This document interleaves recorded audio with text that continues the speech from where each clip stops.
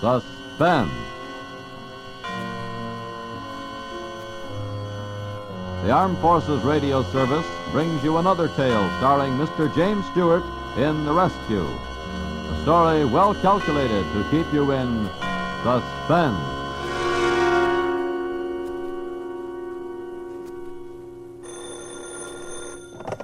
Mr. Atherton's office? I'm sorry, he's out at the moment. May I take a message? A routine office lie. You protect yourself that way from the world outside. My private office was soundproof, violence-proof. It was removed from the world as a monk's cell, and that's the way I wanted it.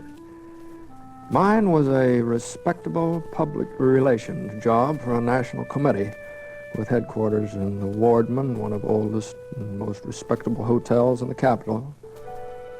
It was a March day of sudden warmth, the kind of pre-spring day you get in Washington. The air conditioning wasn't on yet. The window was open. The window was open. And it was through that window that the world of violence suddenly came to me, in a way I shall never forget. I was dictating to my secretary. Shall I read back that last sentence, Mr. Atherton? Yes, Helen, please do. Your recent contribution couldn't have arrived at a more timely moment nor in a more timely amount. In fact, it may make the difference between... Good heavens, what's that? Well, what is it, Helen? Girl, she's on the ledge outside the window. What? They're trying to get her back into her room. Don't grab at her, she'll jump. Oh, Mr. Atherton, how horrible. She's going to jump. Here, what are you doing out there? Don't just stand there. Now go back to your room. If you jump, it won't be a pretty death, you know. You'll go right through that glass marquee down there. Oh, Mr. Atherton, I feel sick. Go on now, go back to your room. Come on now, they'll help you. No, they won't. They'll kill me.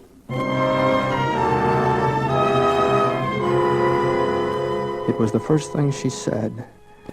And as she said it, she looked straight at me with large, desperate eyes. She was a beautiful girl. I noticed that. And it seemed to make what she was about to do all the more terrible. The other windows of the hotel were open. People leaned out of them, watching. Just behind her, in the room catty-corner to mine, was a nurse and a husky-looking man in a white intern's jacket. They were tense, silent. They're trying to take me away from here, and then they'll kill me. No, now, get hold of yourself. Now, it's just a nurse and an intern. There's another man in there. He says he's Dr. Brune, but he isn't. There he is, see? That isn't Dr. Brune. I'm Dr. Brune, and this girl is my patient. We're trying to get her to a hospital, and you can all help us prevent a fatal accident by leaving your windows and removing her audience. He's not Dr. Brune. Dr. Brune says I'm not sick. Oh, please, please. If you'll just stand on your windowsill and hold out your hand, I think I could reach it and get to your room. If you'll try that, sir, I shall hold you responsible for whatever accident occurs. Now help us persuade her to come back here. No! I'll jump first. I've warned you, sir. Won't you? Oh, won't you just hold out your hand? Oh, don't you think you could go back to your own window? It's much closer for you. If you won't help me, at least phone Dr. Brune, then you'll know. Call him. Oh, please call him. Oh, look. The doctor, what's he doing? Hey, don't try that. You couldn't hold her if she jumped. Of course he couldn't. What a silly thing to do. Behind her, the doctor suddenly climbed out on the windowsill and reached towards her, as she'd asked me to do. With my warning, she'd moved a few feet along the ledge, away from her window. And that was my responsibility. That involved me. You'll phone Dr. Brune. You will? You will? Shall I get him for you, Mr. Atherton? Well, wouldn't it be quicker just to phone downstairs? I'm sure they'll know. Everything we can. Pardon me. Main desk. This is Mr. Atherton. I want to find out about the girl on the 4th floor, like everyone else in the hotel. We're terribly sorry, Mr. Atherton. The ambulance is waiting at the side entrance, and if you'll just bear with us, I'm sure everything will be... No, I'm not making a complaint. I just want to find out who she is, who the doctor is. Oh, of course, Mr. Atherton. Why, she's just a government girl. Her name is Hilary Sellers, and she and her mother came here last fall. Her mother? Where's her mother now? Well, it's an odd coincidence, Mr. Atherton, but She committed suicide several weeks ago. Oh, not here in the hotel, you understand. And I can assure you today is the first time... Never mind that. Tell me, who's in there with the girl now? Why, that's her doctor and a nurse and... And is his name Dr. Brune? Is that Dr. Brune? Yes, that's right, Dr. Brune. Are you sure it's he? Oh, certainly. You see, he came to take her to a hospital, and he promised there'd be no trouble. And then this had to happen. But I assure you... I sat there for a moment, angered by the brutal indifference of the clerk. Then I stood up and I went to the window. She was still there on the ledge, waiting, quiet and motionless. Did you phone him? Hillary, now listen to me. Now, Dr. Brune is a psychiatrist, isn't he? Yes. And your mother committed suicide, didn't she? Yes. Yes, but... But now you must face the facts. Now, you're sick, and the doctor is just trying to help you so that what happened to your mother won't happen to you. No, Dr. Brune said it wouldn't. I'm not sick. Oh, but you're proving you're sick by standing out there and risking your life. Now go back to your window. They'll help you.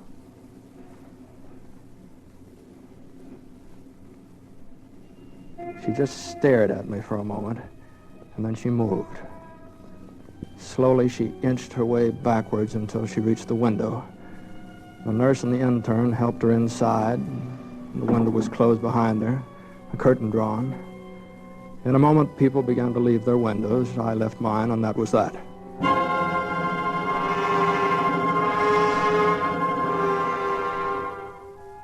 Except that it wasn't. I tried to take up the day's business again, failed. That face, that voice, the tragedy of Hillary Sellers kept intruding like a bad conscience.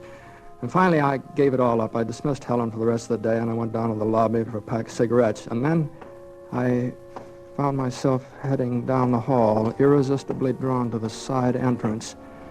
At the side entrance stood the ambulance. No one was about, and after a moment, I hurried back into the hall. And there, as I passed the elevator, I saw what was now the last thing in the world I wanted to see. The doors opened. I stepped back out of the way at a right angle of the hall. I wanted to turn my back, but I didn't. We always cast a sidelong glance at horror. And so I stood there, and I watched the motionless figure on the stretcher, covered by a sheet. They'd given her some sort of drug. The intern carried one end, Dr. Brune the other.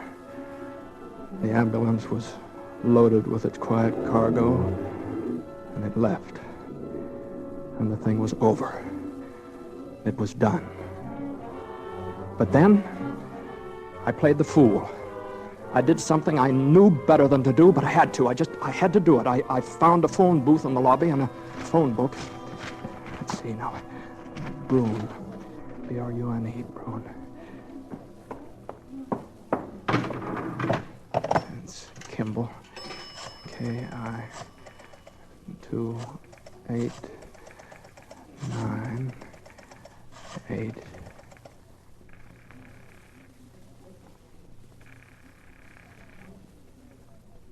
Dr. Brune's office. Is Dr. Brune in? Who's calling, please? Is Dr. Brune in? Why, who is this, please? This is Atherton. Lee Atherton. Yes, Dr. Brune is in, Mr. Atherton, but he's with a patient at the moment. He's there. He can't be. I beg your pardon. He is and has been for half an hour.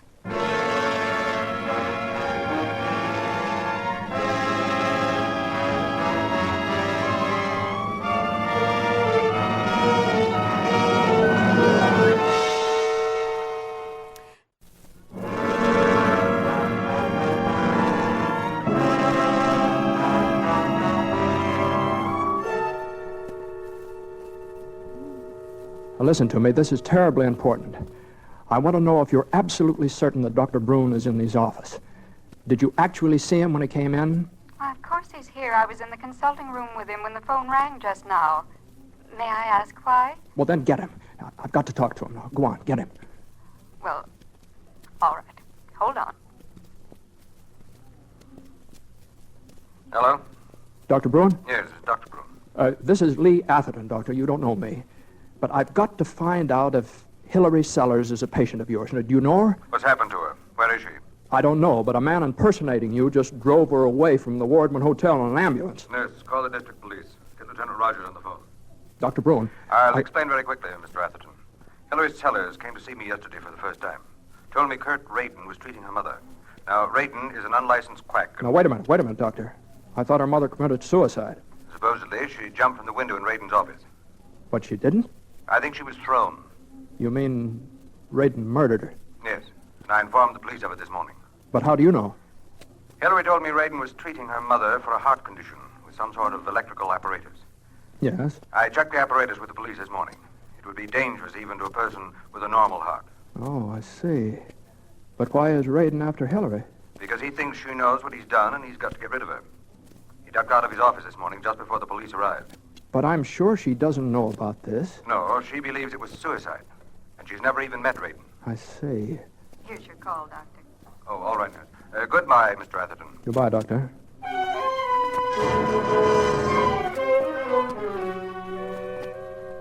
And then I called the police, too.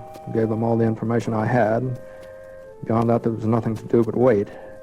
Later, as I walked through the lobby, I passed a woman seated in a chair that faced the elevators. She was utterly nondescript, wearing dark clothes, a black hat, but after I entered the elevator, I gave her a second look through the glass. There was something about that face. This whole dreadful business was discoloring everything.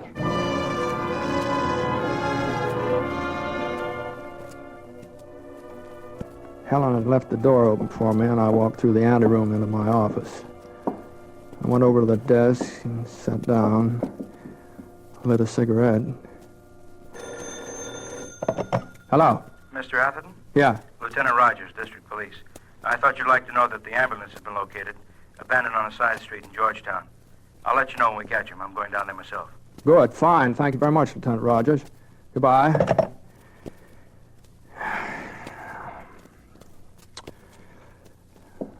And then, again, I did something I didn't want to do, but I had to.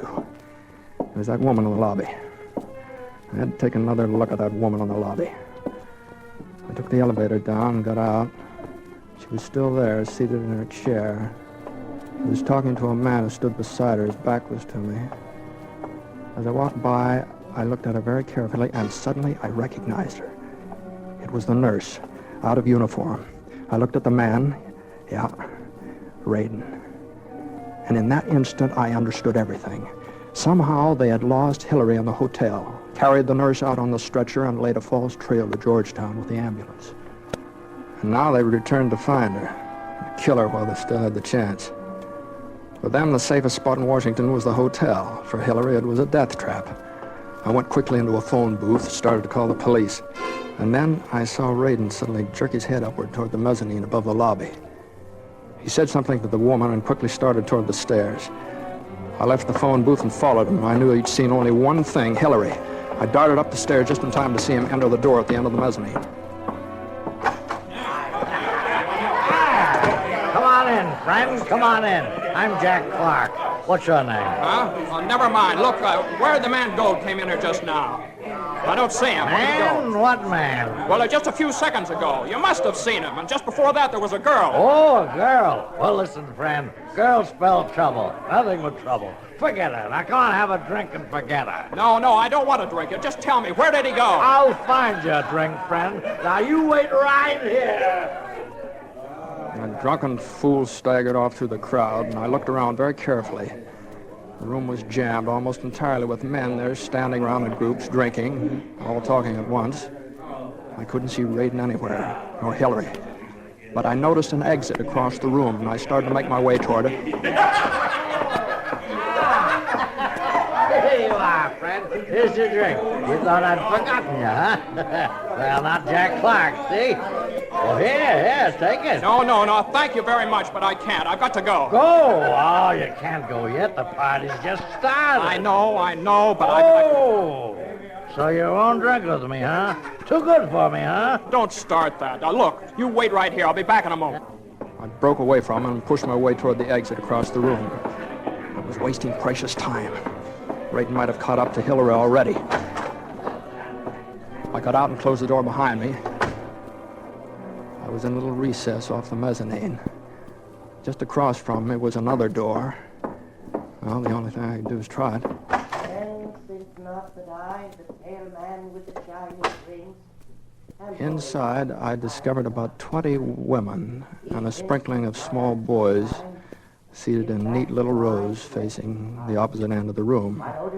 There on the platform stood an extremely tall, emaciated young man with straight yellow hair and his head thrown back, eyes closed. The audience was listening to him intently. I looked around. I didn't see Raiden. A woman was seated near the door alone. I tiptoed over to her. Really? Excuse me, madam, but did you see a man? I'm sorry, but this is a matter of life and death. I must know if you saw a man come in here a few minutes ago. Really? Please, I must know. All right, if you must know, I certainly did, and I'm going to complain to the management about all you people bursting in here. Where is he? Where'd he go? He walked right down the aisle and out through the door behind Mr. Quilliam. And don't you dare do the same thing. Mr. Quilliam won't... I didn't wait to hear any more. I went down the aisle, around the platform to the door at the rear of it. Apparently, Mr. Quilliam was unaware of my presence. I went out quickly, breathing a sigh of relief. But as I closed the door behind me, I felt far from relieved. It was a storeroom, piled high with tables, chairs, sad bits of old holiday decorations. I spotted another door, and as I ran toward it, I wondered if Hillary was gone through, too. To my surprise, it was in the second-floor dining room. It was deserted now, except for a string quartet practicing on the stage. I started toward them, and then I stopped. And there, standing in rapt attention to the music, was Hillary, safe and alive, listening as though hypnotized. She stood there, her lovely face softened by the music. Then all at once she turned and looked at me.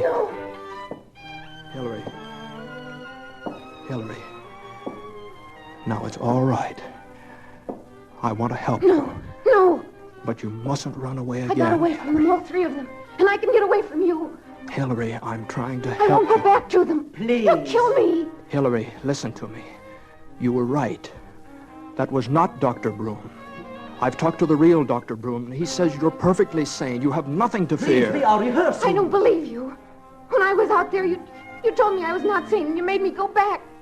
They want to kill me. Please. As she said it, the door near the stage slowly opened, and through it came Raiden.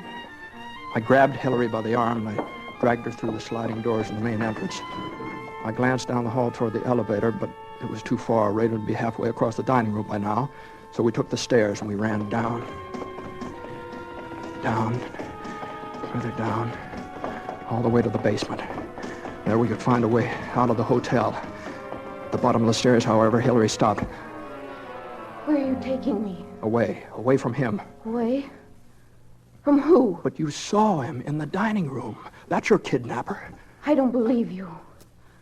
I don't believe you. Hillary, you must believe me. Quickly, he's coming. Well, there's no time now to get out to the streets. I pushed her through the nearest door and closed it, but for a tiny crack through which I could see the stairs. In a moment, Raiden's feet appeared, and then his hand with a gun in it. I closed the door quickly and fumbled at the lock, and it worked. In the back room, someone was operating what sounded like a pressing machine, but there was another door, and I pulled Hillary after me. We were in the laundry. It was deserted, and in its windowless, unlighted dusk, I could see the huge white shapes of the washing vats. I pushed Hillary behind one of them, and then behind the door, leaning in the corner, was a short, smooth two-by-four, and I grabbed it. And then I stood there and waited.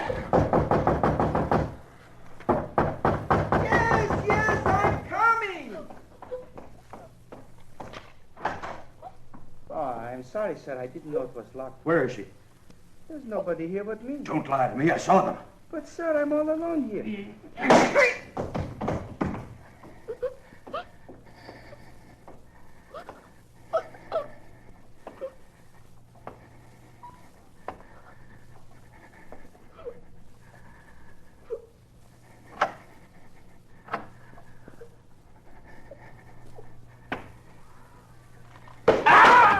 I smashed his gun arm with my club.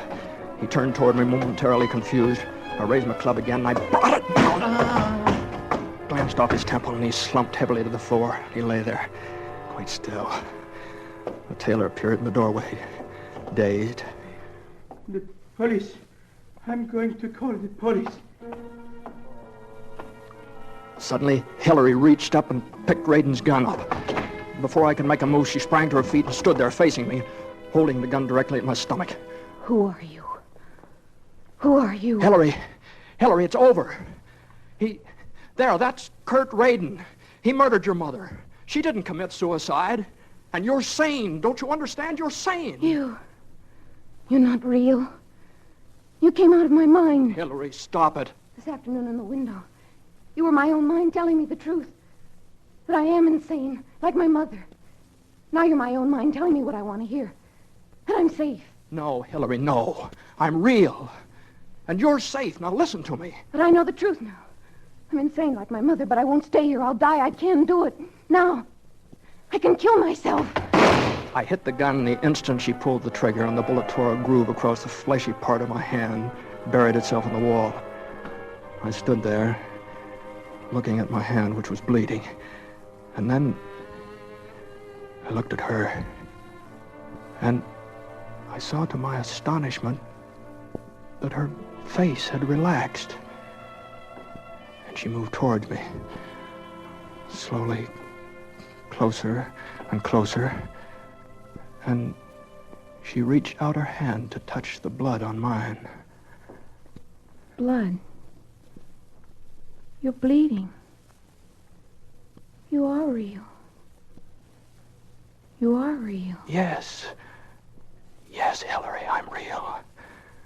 And it is true about your mother. She didn't kill herself. And you're safe. Yes. Yes, safe. And I can believe what you tell me? Yes, Hillary, you can believe me. You can believe everything I tell you. And everything I'll ever tell you. What's your name?